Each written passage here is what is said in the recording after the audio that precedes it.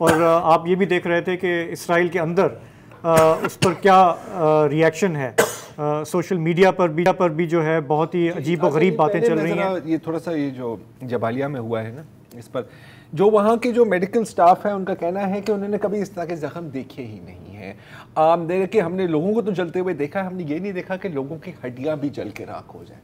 So this is some thing else that یہاں پر use ہو رہا ہے۔ اور دوسری بات وہ کہہ رہے ہیں کہ کسی کی باڈی انٹیکٹ نہیں ہے، سب ڈس ممبرڈ ہیں۔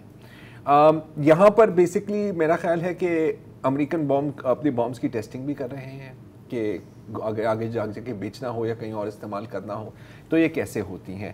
دس از واٹس ہیپننگ۔ یہ ہے غزہ، ظاہر ہے یہ ہے جبالیہ۔ آپ نے بات کی سوشل میڈیا کی، میں بات کرنا چاہ رہا ہوں مغربی کنارے کی، جہاں پر غزہ میں تو چل رہا ہے، وہاں پر سارا فوکس ہے، جو فوکس کر رہے ہیں ان کا۔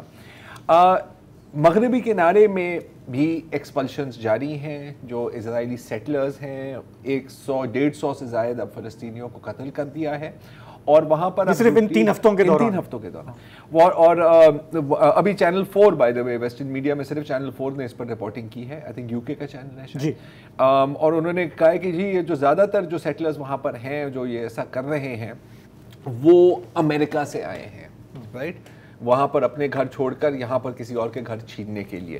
اور جہاں تک آپ نے بات کی سوشل میڈیا پہ، ایک چیز تو ہوتی ہے کہ آپ لوگوں کو قتل کر رہے ہیں، لیکن جب آپ نسل کشی کر رہے ہوتے ہیں نا تو آپ ان کو یو ہیو ٹو بریک دم، ان کی جتنی بھی ان کے اندر جو بھی ہمت کچلی جاتی ہے۔